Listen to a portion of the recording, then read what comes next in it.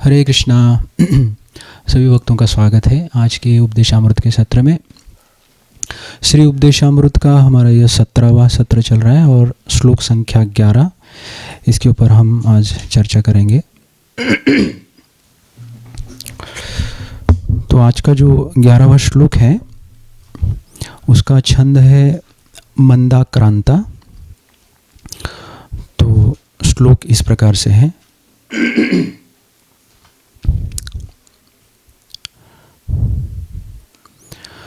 कृष्णस्य च हि प्रणयवसतिः प्रेयसीभ्योऽपि राधा कुण्डं चास्या मुनिभिर्भितस्तादृगेव व्यधायि यत्प्रेष्ठैरप्यलम् असुलभं किं पुनर्भक्तिभाजा तत्प्रेम इदं सकृदपि सरः स्नातुर आविष्करोति। तो इस श्लोक का अनुवाद इस प्रकार से है। अनेक आमोद की वस्तुओं तथा व्रजभूमि की समस्त प्रेयसी बालाओं में से श्रीमती राधा रानी निश्चय ही कृष्ण प्रेम की सर्वाधिक अमूल्य निधि है। हर प्रकार से उनका दिव्य कुंड मुनियों द्वारा कृष्ण को उतना ही प्रिय वर्णित किया गया है। निस्संदेह राधा कुंड महान भक्तों के लिए भी अत्यंत दुर्लभ है। अतएव सामान्य भक्तों के लिए इसे प्राप्त कर पाना तो और भी कठिन है। यदि कोई इसके पवित्र जल में केवल एक बार स्नान कर ले तो उसमें कृष्ण के लिए शुद्ध प्रेम पूर्णतः प्रकट हो जाता है। हरे कृष्णा। तो अभी ये हमारा उपदेशामृत का आखिरी श्लोक है और ये जो श्लोक है ये छंद मंदाक्रांता, ये छंद में ये गाया जाता है। और भक्तिविनोद ठाकुर जी हैं इस श्लोक का विषय बताते हैं कि राधा कुंड स्नानिर सौभाग्य पराकाष्ठा। मतलब राधा कुंड में जो स्नान करता है उसका सौभाग्य जो है वो अपार है। तो इस प्रकार से श्लोक का विषय है राधा कुंड स्नानिर सौभाग्य पराकाष्ठा। तो राधा कुंड की महिमा जो है इस श्लोक में वर्णन की गई है।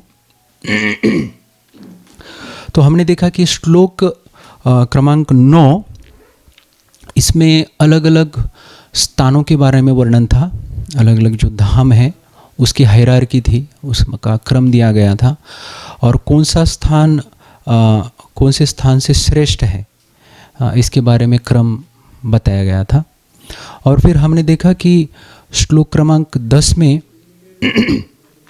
व्यक्तियों के बारे में चर्चा थी कि कौन सा व्यक्ति कौन से व्यक्ति से श्रेष्ठ है। तो हमने उसमें क्रम देखा कि पापी से पापी व्यक्ति से लेकर उच्च कोटि का जो भक्त है उसका वहाँ पे वर्णन दिया गया था। तो इस प्रकार से वो क्रम था। तो श्लोक क्रमांक 9 स्थानों के बारे में बताता है, श्लोक क्रमांक 10 व्यक्तियों के बारे में बताता है। और अभी ये जो श्लोक क्रमांक 11 है इसमें राधा कुंड की महिमा का वर्णन किया गया है। तो अभी राधा कुंड जो है इसके बारे में थोड़ी सी चर्चा करेंगे, इसकी महिमा के बारे में थोड़ी सी चर्चा करेंगे। तो इस महिमा के 3 भाग आते हैं। राधा कुंड की जो इस महिमा, इस प्रभुपाद जी ने जो तात्पर्य में जो वर्णन किया है तो उसका हम 3 भाग में वर्णन कर सकते हैं। एक तो है राधा कुंड कृष्ण को अति प्रिय क्यों है, ये पहला इसका उत्तर ढूंढने का प्रयास करेंगे। दूसरा है कौन वह व्यक्ति है जो राधा कुंड को प्राप्त कर सकता है। इस दूसरे प्रश्न का उत्तर भी हम इसके ऊपर चर्चा करने का प्रयास करेंगे। और तीसरा है कि राधा कुंड में स्नान करने का लाभ जो है, इसका क्या लाभ है। तो राधा कुंड में जो कोई भी व्यक्ति स्नान करता है तो उसको क्या फल या लाभ प्राप्त होता है, तो इसके बारे में भी चर्चा करेंगे। तो अभी पहला प्रश्न ये है पहला प्रश्न ये है कि राधा कुंड कृष्ण को अति प्रिय क्यों है। तो हमको पता ही है कि अनेकानेक भक्तों में से जो है हमने देखा कि गोपियाँ श्रेष्ठ हैं, और उन गोपियों में हमने देखा कि श्रीमती राधा रानी जो है भगवान को बहुत ही प्रिय है। तो ये जो राधा कुंड जो है, जो कि श्रीमती राधा रानी और गोपियाँ इनके द्वारा ही वो निर्मित है, तो ये राधा कुंड जो है श्रीमती राधा रानी से अभिन्न है। तो ये राधा कुंड का ये जो जल है वो पूरी तरह से चिन्मय है, वो भौतिक नहीं है। और वो जल जो है वो श्रीमती राधा रानी का प्रेम है कृष्ण के प्रति, जो कि वो जल के रूप में है। तो इसलिए हम देखते हैं कि ये जो राधा कुंड है न केवल सारे भक्तों के लिए लेकिन कृष्ण के लिए अति प्रिय है, क्योंकि वो श्रीमती राधा रानी से अभिन्न है। तो इस कारण हम देखते हैं कि ये जो राधा कुंड है वो कृष्ण को अति प्रिय है। और अभी दूसरा प्रश्न ये आता है कि यहाँ पे कि कौन वह व्यक्ति है जो राधा कुंड को प्राप्त कर सकता है। जैसे हमने पिछले सत्रों में चर्चा की ना कि किसी धाम में जाने के लिए भी कुछ पात्रता चाहिए, है कि नहीं, कुछ क्वालिफिकेशन चाहिए होता है। या फिर हम देखते हैं कि इस भौतिक जगत में भी अगर आपको किसी स्कूल में, हम देखते हैं यूनिवर्सिटीज़ में प्रवेश पाना है या कोई आपको अगर पद हासिल करना है तो कुछ क्वालिफिकेशन की आवश्यकता पड़ती है, कुछ पात्रता चाहिए। तो उसी प्रकार से आध्यात्मिक जीवन में भी हम देखते हैं कि हमारे पास कुछ पात्रता होनी चाहिए। तो अगर सारे स्थानों में अगर राधा कुंड अगर सर्वोपरि है, सर्वोच्च है, तो उसके लिए तो निश्चित तौर पे हमारे पास कुछ क्वालिफिकेशन, कुछ पात्रता होनी चाहिए।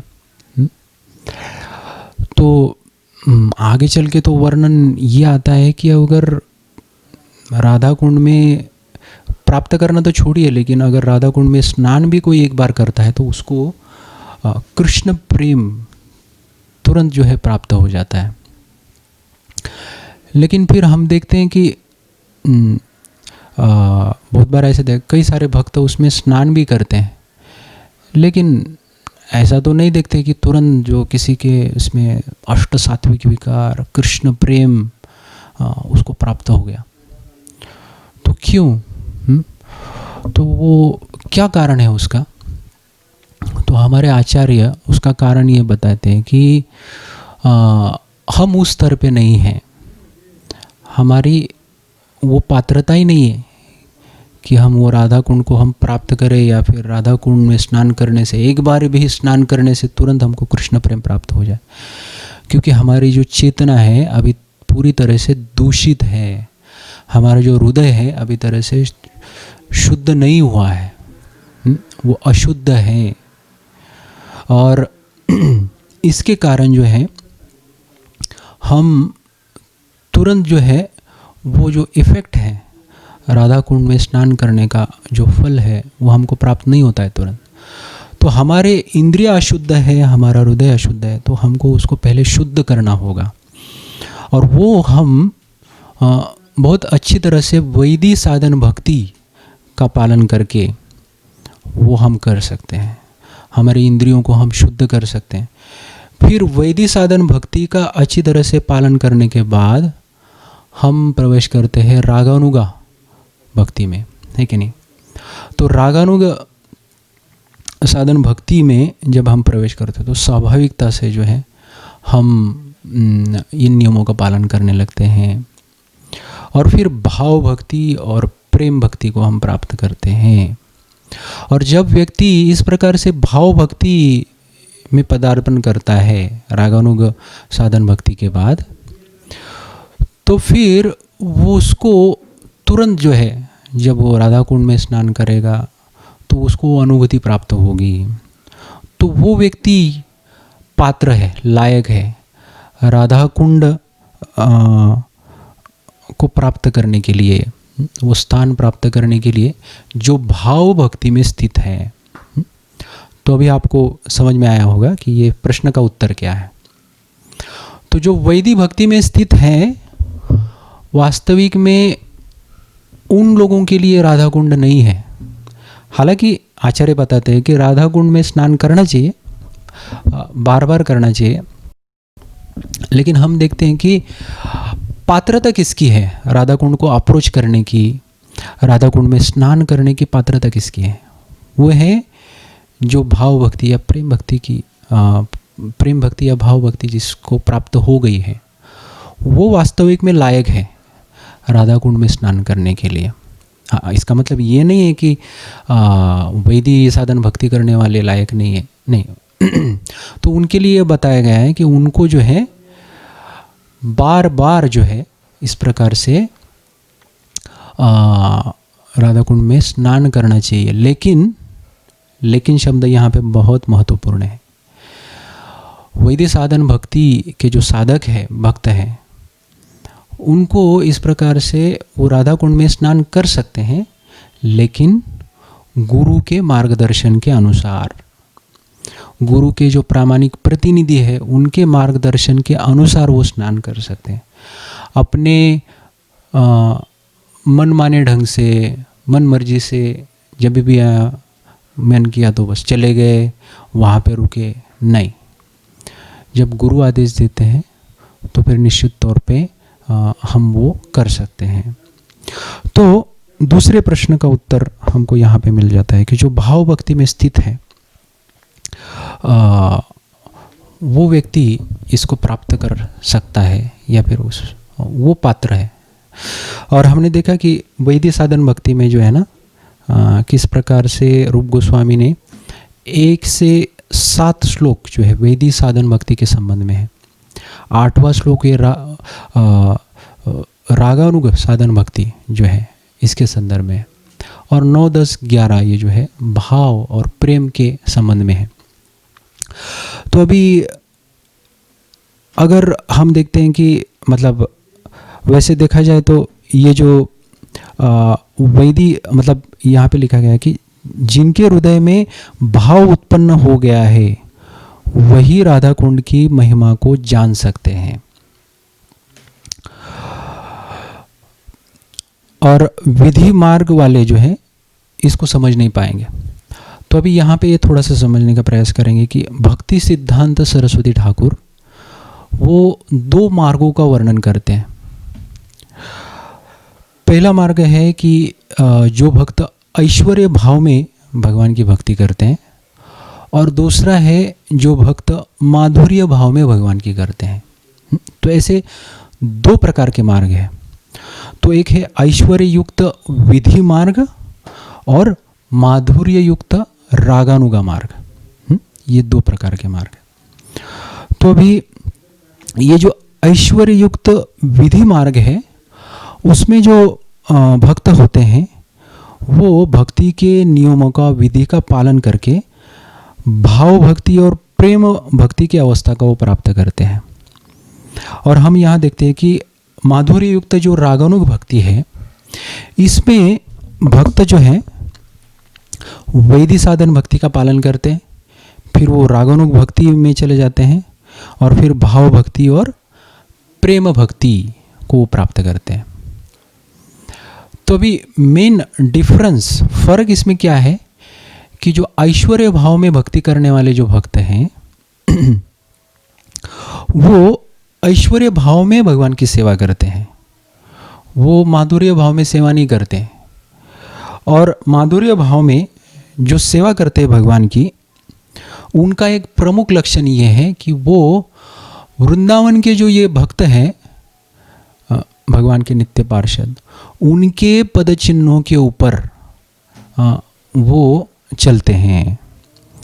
तो ऐसे भक्त, माधुर्य भाव में भक्ति करने वाले भक्त, वृंदावन के जो भक्त हैं उनके पदचिन्हों के ऊपर चलते हैं। और ऐश्वर्य जो भाव में भक्त है वो क्योंकि इस प्रकार से वृंदावन के भक्त के पदचिन्हों के ऊपर नहीं चलते हैं, वो ऐश्वर्य भाव में भगवान की भक्ति करते हैं, इसीलिए उनको राधा कुंड प्राप्त करना उनके लिए बहुत कठिन है। क्योंकि उनमें भाव कौन सा है? वृंदावन का भाव है। वो ऐश्वर्य भाव में भक्ति करने वाले जो भक्त है उनमें वृंदावन का भाव नहीं है, वो ऐश्वर्य भाव में है। और वो क्योंकि वो ऐश्वर्य भाव को त्याग करना उनके लिए बहुत मुश्किल है, इसीलिए राधा कुंड को प्राप्त करना उनके लिए बहुत कठिन होता है, जो ऐश्वर्य भाव में भगवान की भक्ति करते हैं। इसीलिए तो हम देखते हैं ना कि प्रभुपाद जी भी तात्पर्य में बताते हैं कि जो नारद मुनि हैं, सनकादि जो मुनि हैं, या फिर लक्ष्मी देवी हैं, या फिर शिव जी भी हैं, तो ऐसे जो अनेकानेक जो भक्त हैं जो ऐश्वर्य भाव में स्थित हैं, उनको भगवान की रासलीला में प्रवेश नहीं मिलता है। उनको राधा कुंड की महिमा या फिर राधा कुंड का ये जो पद है वो प्राप्त करना उनके लिए बहुत कठिन है, जो कि वृंदावन माधुर्य भाव के भक्तों के लिए वो बहुत आसान है। हाँ, तो ये कारण है क्योंकि वो ऐश्वर्य भाव में भक्ति करने वाले जो भक्त हैं, ऐश्वर्य भाव युक्त जो है विधि मार्ग में चलने वाले, तो वो अपने ऐश्वर्य भाव को वो त्याग नहीं सकते हैं। तो ये मेन कारण है। और माधुर्य युक्त जो राग मार्ग में चलने वाले भक्त हैं उनके लिए बहुत आसान है, तो उनके लिए बहुत सुलभ है राधा कुंड को प्राप्त करना। तो ये मेन कारण है। तो हम देखते हैं कि इस प्रकार से हर एक व्यक्ति, हर एक भक्त जो है अपने ओरिजिनल स्थिति जो है, मूल उसका जो स्वरूप है, उसके अनुसार जो है वो भगवान की भक्ति करता है और पूर्णतः वो संतुष्ट रह के भक्ति में लगा रहता है। तो इसके संदर्भ में हमने काफ़ी चर्चाएं की पिछले सत्रों में, और अनेक भक्तों की हमने इसमें चर्चा की है। फिर भी आज एक उदाहरण यहाँ पे बताएंगे किस प्रकार से अलग अलग भाव में भक्ति होती है। कोई ऐश्वर्य भाव में स्थित होता है, कोई माधुर्य भाव में स्थित होता है। तो चैतन्य महाप्रभु की लीला में हम देखते हैं कि रूप और सनातन गोस्वामी के जो छोटे भाई है अनुपम या फिर शिवल्लभ, तो ये रूप और सनातन गोस्वामी के छोटे भाई ये राम भक्त थे। और राम भक्त होने के कारण हमेशा जो है राम भक्ति में तल्लीन रहा करते थे। तो एक बार ऐसा हुआ कि रूप गोस्वामी और सनातन गोस्वामी ने इनको, अनुपम को समझाने का प्रयास किया कि देखो भगवान श्री कृष्ण जो है ये परम पुरुषोत्तम भगवान है और ये सारे रसों के भंडार है कि नहीं, सारे रस जो है ये उन्हीं से आते हैं और सब कारणों के कारण वही है। तो आप भगवान श्री कृष्ण की भक्ति करो, भगवान श्री कृष्ण का नाम जपो। तो जब ये अनुपम ने सुना तो दूसरे दिन वो रूप और सनातन गोस्वामी के पास आए और ये बोले कि मुझे आत्महत्या करना है। तो ये जब सुना रूप गोस्वामी और सनातन गोस्वामी ने कि अनुपम बोल रहे हैं कि मुझे आत्महत्या करना है, तो बोले क्यों? बोले कि मैं कृष्ण की भक्ति कर ही नहीं सकता। हाँ, मैं तो राम भक्त हूँ, तो ये मेरे लिए असंभव है। मेरे लिए तो मृत्यु स्वीकार करना ये मेरे लिए आसान होगा। तो ये जब रूप और सनातन गोस्वामी ने सुना तो उन्होंने तुरंत जो है अनुपम को आलिंगन किया और उसको बताया कि आप रामचंद्र जी की जो है भक्ति वही आप कंटिन्यू कीजिए, आपके लिए वही सरस है। तो इस प्रकार से हम देखते हैं कि हर एक भक्त जो है ये अपने स्थिति में स्थित होता है, लेकिन वैदिक साधन भक्ति में ये पता नहीं चलता है। जब व्यक्ति भाव के स्तर पे आ जाता है तो फिर उसको ये जानकारी हो जाती है, ये सब रिवील हो जाता है। अभी तीसरा प्रश्न हमने ये लिया था कि राधा कुंड में जो है स्नान करने का क्या लाभ है। तो यहाँ पे प्रभुपाद जी मतलब बताते हैं तात्पर्य में कि एक बार भी अगर कोई स्नान करे तो वह दिव्य कृष्ण प्रेम का हृदय में उसका उदित हो जाता है। अगर केवल एक बार भी कोई जो है राधा कुंड में स्नान करता है तो कृष्ण प्रेम वो प्राप्त कर लेता है। लेकिन फिर हम देखते हैं कि हमको क्यों नहीं प्राप्त होता है फिर। हाँ, कई भक्त स्नान करके आए होंगे तो उनको महसूस उन्होंने किया होगा कि ये दिव्य कृष्ण प्रेम क्यों नहीं प्राप्त होता है। तो इसका उत्तर हमने अभी भी दिया, क्योंकि हम जो है भाव भक्ति में स्थित नहीं है, अभी भी वैदिक साधन भक्ति का हम पालन कर रहे हैं, तो तब तक जो है हमको कृष्ण प्रेम प्राप्त नहीं होगा। तो उदाहरण यहाँ पे दिया जाता है कि जैसे एक पीलिया रोग है ना, जैसे हमने चर्चा की ना पिछले सत्रों में कि जिसको पीलिया रोग हो गया है उसको अगर कोई भी मीठी वस्तु उसको दी जाए तो उसको वो कड़वी लगती है ना। गन्ने का जूस उसको दिया जाए तो कड़वा लगता है, लेकिन उसके लिए औषधि क्या है, वही मीठी चीज़ गन्ने का रस जो है उसको पिलाते रहो। कब तक, जब तक कि उसको वो मधुर नहीं लगता है। तो उसी प्रकार से वैदिक साधन भक्ति के नियम भले कड़वे लगते हैं, लेकिन उसको हमको उन नियमों को पालन करते रहना है। कब तक, जब तक वो हमसे स्वाभाविक ही नहीं बन जाता है तब तक। तो उसी प्रकार से यहाँ पे वैदिक साधन भक्ति का ही एक ये अंग है। यहाँ पे हमारे आचार्य बोलते हैं कि जब तक हम भाव भक्ति में स्थित नहीं हो जाते हैं तब तक हमको बार बार जो है राधा कुंड में स्नान करना है। गुरु के आदेशानुसार, गुरु के प्रामाणिक जो प्रतिनिधि है उनके आदेशानुसार हम राधा कुंड में बार बार स्नान कर सकते हैं। और फिर एक समय ऐसा आएगा कि वो फिर इफ़ेक्ट उसका हम जानने लगेंगे। तो राधा कुंड की महिमा हम बाद में समझ पाएंगे। तो अभी राधा कुंड में स्नान करने के लिए हम देखते हैं कि कई सारे आचार्य इसके बारे में बताते हैं और स्पष्ट रूप से बताते हैं। जैसे रूप गोस्वामी स्पष्ट रूप से बताते हैं कि आपको राधा कुंड में स्नान आपको करना चाहिए, नहीं। हम देखते हैं कि भक्ति विनोद ठाकुर स्पष्ट रूप से बोले हैं कि राधा कुंड में स्नान करना चाहिए। भक्ति सिद्धांत सरस्वती ठाकुर हमको स्पष्ट रूप से बताते हैं राधा कुंड में स्नान करना चाहिए। ऐसी भक्ति वेदांत स्वामी प्रभुपाद स्पष्ट रूप से बोले थे कि हमको राधा कुंड में स्नान करना चाहिए। लेकिन जब प्रभुपाद जी ने देखा कि उनके भक्त इस राधा कुंड में स्नान करते वक्त ये राधा कुंड को बहुत ही चीपली ले रहे हैं, बहुत ही सहजता से उसको ले रहे हैं, वो गंभीर नहीं है और उनका कॉन्शियसनेस, उनकी चेतना भी सही नहीं है इसमें स्नान करने के लिए, वो बहुत मजाक मस्ती के तौर पे इसको ले रहे हैं। तो फिर प्रभुपाद जी ने मना कर दिया उस समय। पहले तो प्रभुपाद जी ने हाँ बोला, लेकिन बाद में शिष्यों का या भक्तों का चेतना सही नहीं है उसमें स्नान करने के लिए, तो प्रभुपाद जी ने फिर मना किया।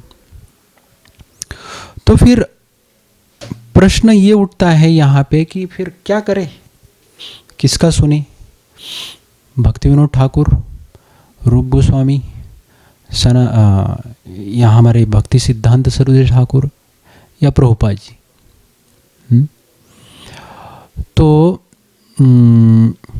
हमको जो है यहाँ पे हमारे जो इमीडिएट गुरु हैं उनके आदेशों का पालन करना चाहिए हमको। हालांकि हमारे जो गुरु है वो आचार्यों के मत से उनका मत भिन्न नहीं होता है कि नहीं। हमारे जो गुरु होते हैं, दीक्षा गुरु या गुरु के प्रामाणिक प्रतिनिधि, उनका भी जो है मत प्रभुपाद जी से भिन्न कैसे हो सकता है, अगर ये प्रामाणिक है तो इसलिए गुरु जो बताते हैं या गुरु के जो प्रामाणिक प्रतिनिधि हमको जो बताते हैं, उनका आदेश का पालन हमको करना चाहिए। वो अगर बताते हैं कि आप ये समय अभी राधा कुंड में स्नान कर सकते हैं, तो हमको निश्चित तौर पे करना चाहिए। अगर वो बोलते हैं कि नहीं, आपको अभी राधा कुंड में स्नान करना नहीं चाहिए, तो हाँ, उनके आदेशों का पालन भी उसी प्रकार से हमको करना चाहिए। क्योंकि शास्त्र हमको बताते हैं कि यस्य प्रसादात भगवत प्रसादो यस्य प्रसादात नगति कुतोपि ध्यायंस्तु वंस्तस्य यशस्त्री संध्यम वंदे गुरुसी चरणारविंदम। कि अगर हम यस्य प्रसादात भगवत प्रसादो, अगर हम गुरु को प्रसन्न करते हैं तो हम भगवान को प्रसन्न कर सकते हैं, और अगर हम गुरु को अप्रसन्न करेंगे तो भगवान को भी हम अप्रसन्न करेंगे। तो गुरु को प्रसन्न कैसे करेंगे? बस सिंपल है, गुरु की आज्ञाओं का पालन करके हम उनको प्रसन्न कर सकते हैं। प्रभुपाद जी को प्रसन्न कैसे कर सकते हैं? प्रभुपाद जी की आज्ञाओं का पालन करके, है कि नहीं। तो बहुत सिंपल है गुरु को प्रसन्न करना, बस उनकी आज्ञाओं का पालन करते रहो। तो फिर ऐसे नहीं सोचना चाहिए कि अरे ये गुरु की आज्ञा है, अभी तो स्नान नहीं करना है, तो फिर मुझे तो वो लाभ नहीं मिलेगा। नहीं, अगर गुरु का आज्ञा का आप पालन करते हैं और आप समझो वो बोलते हैं कि आपको राधा कुंड में स्नान नहीं करना है, तो गुरु का आज्ञा का पालन करके आपको वही फल मिलेगा जो किसी व्यक्ति को राधा कुंड में स्नान करके मिल सकता है। तो ये समझना बहुत ज़रूरी है कि हम हमारे आचार्य, हमारे जो गुरु हैं, उनके आदेशों का पालन कैसे करते हैं। तो थोड़ी सी आगे और चर्चा करते हैं इसके बारे में। प्रभुपाद जी को एक बार प्रश्न पूछा गया कि Prabhupada ji, you talked about retirement in Krishna consciousness, कि जो है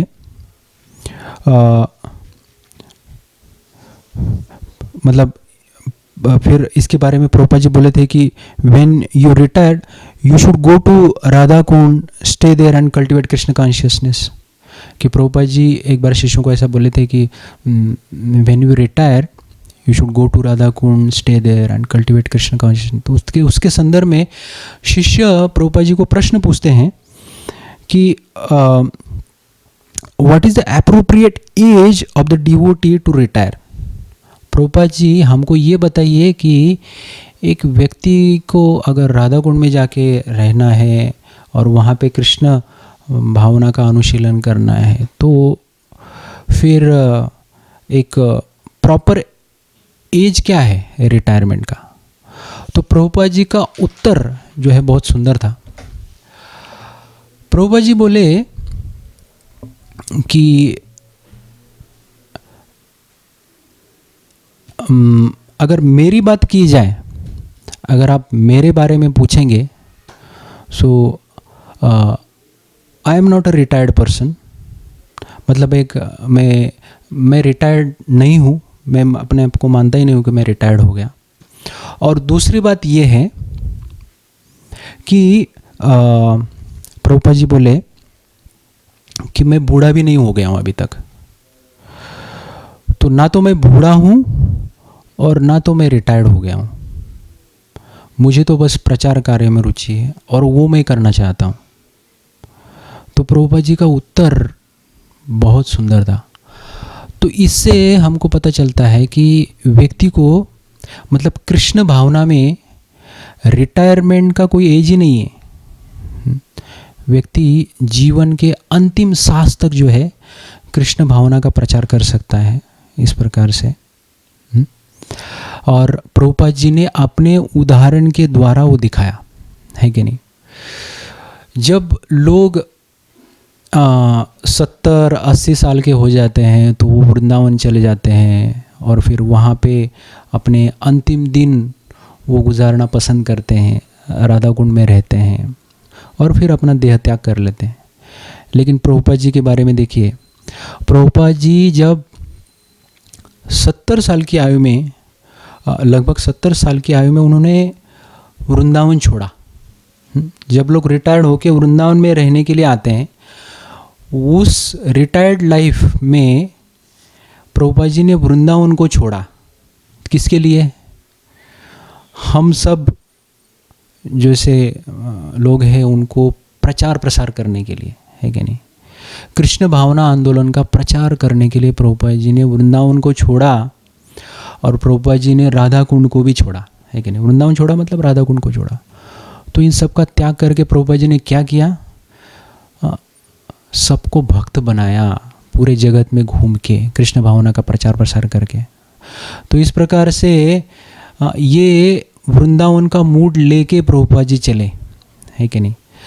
वृंदावन अपने हृदय में लेके चले, राधा कुंड अपने हृदय में लेके चले और जहाँ भी गए वहाँ पे वो प्रकट किया। हम देखते हैं ना, तभी तो अलग अलग जगह पे मंदिरों की स्थापना की प्रभुपाद जी ने। और प्रभुपाद जी बोलते हैं this ISKCON temples are non different from Vaikunthas. वो वैकुंठ से अभिन्न है इस्कॉन के मंदिर सारे। और हम देखते हैं कि कई सारे प्रभुपाद जी जहाँ कहीं पे भी गए वहाँ पे अलग अलग धाम उन्होंने प्रकट किए, जैसे new Vrindavan, new Mayapur, new Jagannathpuri, है कि नहीं? तो हम देखते हैं कि जैसे हमने पिछले सत्र में भी बताया था कि केवल ये एक वृंदावन या फिर राधा कुंड, ये एक भक्त जो है इसका मूड लेके चलता है हृदय में और फिर वो उसको प्रकट करता है। तो इसका मतलब हम राधा कुंड या वृंदावन की महिमा को कम नहीं बताना चाहते, वो तो उतना ही श्रेष्ठ है। लेकिन ये प्रैक्टिकल नहीं है कि सभी भक्त वहाँ जाए और वहाँ पे निवास करे। क्या ये संभव है सबके लिए? नहीं। तो इसीलिए वो मूड जो है हमको विकसित करना पड़ेगा, नहीं कि नहीं? और जब भी समय आए और जब उस प्रकार की फैसिलिटी है, हमारे पास समय है और हम वो अगर कर सकते हैं वृंदावन में जाना और स्नान करना, तो निश्चित तौर पे हमको करना चाहिए, जरूर करना चाहिए गुरु के मार्गदर्शन के अनुसार। तो प्रभुपाद जी के समय हम देखते हैं कि जब मतलब प्रभुपाद जी ने ऐसे देखा कि भक्त बहुत इसको सहजता से ले रहे हैं, राधा कुंड में स्नान जब वो कर रहे थे, तो प्रभुपाद जी ने जब मना किया तो फिर भक्तों को समझ गया कि उनकी गलती क्या थी। तो फिर एक बार तो ऐसा हुआ कि प्रभुपाद जी के कई सारे शिष्य जब इस प्रकार का राधा कुंड का वर्णन सुने, राधा कुंड की महिमा सुनी, तो कई सारे शिष्य वहाँ जाके रहने लगे, कई भक्त, माता जी, प्रभु जी। लेकिन जब प्रभुपाद जी को ये पता चला तो प्रभुपाद जी बहुत नाराज़ हो गए, बहुत क्रोधित हो गए और उन्होंने वो नाम भी दिया। वो जो पर्टिकुलर भक्तों का समुदाय था, तो वो अपने आप को राधा कुंड क्लब के भक्त मानते थे। तो फिर प्रभुपाद जी को जब इस प्रकार से बताया कि प्रभुपाद जी ऐसे ऐसे प्रकार के भक्तों ने अपना एक ग्रुप फॉर्म किया है राधा कुंड क्लब, तो प्रभुपाद जी ने बहुत डांटा उनको। और प्रभुपाद जी ने इस प्रकार से वहाँ पे रहने के लिए उनको मना किया। प्रभुपाद जी बोले that is not a Radha Kund club, it's a नरक क्लब। क्योंकि पता चला कि ये भक्त उचित प्रकार से वहाँ पे रह के नियमों का पालन नहीं कर रहे थे। तो प्रभुपाद जी को ये सुन के दुख हुआ और प्रभुपाद जी ने वहाँ पे रहने के लिए उनको मना किया। तो आम तौर पे अगर हम नियमों का उल्लंघन करते हैं, जब हम धाम में नहीं होते हैं, तो उसका रिएक्शन तो हमको मिलता है। लेकिन जब धाम में रह के, ऐसे पवित्र स्थान पर रह के अगर कोई नियमों का उल्लंघन करता है तो फिर उसको साधारण तौर पे जो रिएक्शन आती है उससे कई गुना अधिक उसको रिएक्शन आती है, उसको दुख भोगना पड़ता है कि उसके जो रिएक्शन होते हैं वो बहुत तीव्र होते हैं। तो इसलिए अगर हम उस चेतना में नहीं स्थित है तो हमको वहाँ जाके बहुत ज़्यादा दिन वहाँ पे रुकना भी नहीं चाहिए। अगर रुकें और स्नान भी करना चाहें तो गुरु के मार्गदर्शन के अनुसार हम कर सकते हैं। और हम देखते हैं कि इस प्रकार से अगर कोई गुरु के मार्गदर्शन में अपना जीवन नहीं जीता है और मनमाने ढंग से जीवन जीने का प्रयास करता है तो फिर निश्चित तौर पे वह भक्ति का कार्य उसके ही भक्ति का नाश का कारण बन जाता है। तो ऐसे बहुत बार हुआ है। इवन हम देखते हैं कि इस्कॉन में भी ऐसे बहुत सारे भक्त उन्होंने इस प्रकार का वर्णन पढ़ के ऊंचे भक्तों की नकल करना चाहे जो भाव भक्ति में स्थित है, रागानुग भक्ति में स्थित है, वहाँ पे जाके रुके तो वो ज़्यादा दिन उनकी भक्ति वहाँ पे टिक नहीं पाए। बहुत सारे जो है भ्रष्ट हो गए, पथभ्रष्ट हो गए। और वर्णन तो यहाँ तक आता है कि मतलब ये सच्ची घटना है कि जो मैंने सुनी कि एक ब्रह्मचारी जो कि नियमों का पालन करके बहुत ही त्रस्त हो गए थे, जब उन्होंने इस प्रकार का वर्णन पढ़ा राधा कुंड और राधा कुंड की महिमा, वृंदावन की महिमा, तो क्या फल प्राप्त होता है, तो ये बहुत आकर्षित हो गए। तो तुरंत जो है जहाँ कहीं पे वो स्थित थे वो स्थान छोड़ दिया, किसी को बताया नहीं, गुरु की आज्ञा के बिना वृंदावन में चले गए ये ब्रह्मचारी और वहाँ पे राधा कुंड में रहने लगे। तो फिर किसी को भी पता नहीं था वो कहाँ चले गए। लेकिन फिर 1 महीना हो गया, 2 महीना हो गया, लेकिन बाद में क्या हुआ, उनको फिर वहाँ पे रहना असंभव हो गया, क्योंकि हालांकि वो उस स्तर पे नहीं थे, रहने के स्तर में। तो इसलिए वर्णन आता है कि मतलब ये जो पर्टिकुलर भक्त थे वो बाद में वो मेंटली अनस्टेबल हो गए, पागल जैसे। और फिर बाद में घर वालों को जब पता चला तो घर वाले भी जो है उनको लेने के लिए उन्होंने मना किया। तो फिर बाद में धीरे धीरे जो जिस आश्रम में स्थित थे उनके जो आश्रम के जो मेन अध्यक्ष थे उन्होंने उनको स्वीकार किया। वापस 1-2 साल के बाद धीरे धीरे धीरे जो है ये भक्त नॉर्मल स्टेज में आ गए।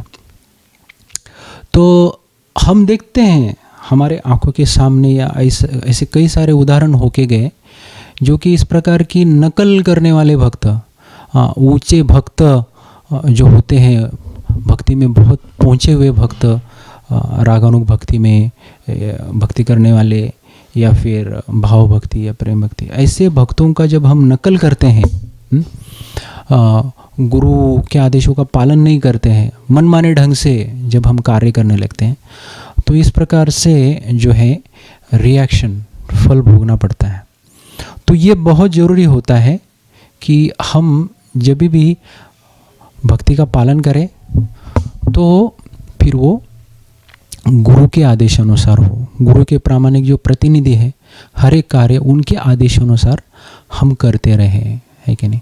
फिर हम कहीं पे भी स्थित हो, वो आदेश का पालन करके जब हम उनको प्रसन्न करते हैं तो हम वही फल भगवान हमको प्रदान करते हैं। जो भक्तों को राधा कुंड वृंदावन में रहने का जो फल उनको प्राप्त होता है, वही फल जो है हमको सहजता से गुरु को प्रसन्न करके हम प्राप्त कर सकते हैं। हाँ, तो यही तो प्रभुपाद जी बताना चाहते हैं हमको, और यही प्रभुपाद जी ने अपने मूड के द्वारा दिखाया। वरना नहीं तो प्रभुपाद जी वहीं पे रहते थे राधा कुंड के पास और वृंदावन में रह के अपनी भक्ति करके भगवत धाम चले जाते थे। लेकिन प्रभुपाद जी ने अपने उदाहरण से दिखाया कि किस प्रकार से हमको जो है एक राधा रानी का मूड लेके हमको चलना चाहिए। अभी क्या है राधा रानी का मूड? राधा रानी जो है हमेशा भगवान श्री कृष्ण को प्रसन्न करना चाहती है किसी भी अवस्था में। इसलिए वो देखते हैं कि हमेशा जो है भक्तों को एकजुट करना चाहती है। अलग अलग गोपियाज है, सखियाज है, मंजरियाज है, उनको इकट्ठा करके फिर वो बहुत अच्छी तरह से उनको ऑर्गेनाइज करके उनको राधा रानी भगवान की सेवा में लगाती है, भगवान श्री कृष्ण की सेवा में। और खुद जो है वो पीछे रहती है। जब राधा रानी को पता चलता है कि ये भक्त मेरे से भी ज़्यादा भगवान को प्रसन्न करेंगे तो उनको वो आगे करती है, खुद पीछे रहती है। और फिर इस प्रकार से राधा रानी जो है भगवान श्री कृष्ण को ज़्यादा से ज़्यादा प्रसन्न करने का प्रयास करती है। किस प्रकार से भगवान प्रसन्न हो। तो प्रभुपाद जी में ये मूड था। कौन सा मूड? श्रीमती राधा रानी का, कि किस प्रकार से भगवान श्री कृष्ण को प्रसन्न किया जाए। और प्रभुपाद जी को ये भी बहुत अच्छी तरह से पता था कि भगवान को, श्री कृष्ण को हम कैसे प्रसन्न कर सकते हैं, है कि नहीं। वृंदावन में रह के, राधा कुंड के पास में रह के भी भगवान श्री कृष्ण को प्रसन्न कर सकते थे भजन करके, है कि नहीं। लेकिन प्रभुपाद जी को पता था कि मेरे गुरु का आदेश मुझे मिला है कि नहीं, ये कृष्ण भावना का प्रचार प्रसार करो।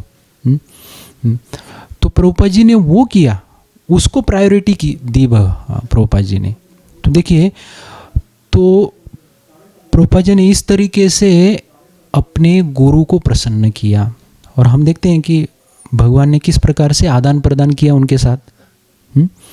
तो एक भक्त जो है गुरु के आदेश का पालन करके वास्तविक रूप में भगवान को प्रसन्न कर सकता है, श्रीमती राधा रानी को प्रसन्न कर सकता है। और इस प्रकार का फल वो आसानी से प्राप्त कर सकता है जिनको राधा कुंड में रहने से भी प्राप्त होता है।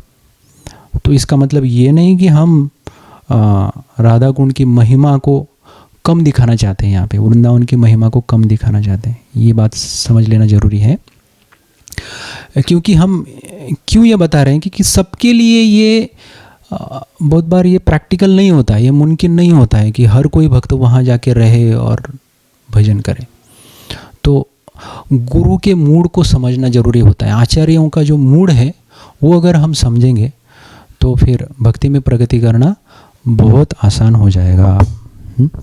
तो इस प्रकार से हम देखते हैं कि रूप गोस्वामी पाद जो है उन्होंने ये जो श्लोक है राधा कुंड की महिमा का, ये जो श्लोक 11वां श्लोक है, वो महिमा तो पहले श्लोक में भी वो दे सकते थे, है कि नहीं। क्योंकि राधा कुंड में एक बार स्नान करो कृष्ण प्रेम प्राप्त हो जाएगा।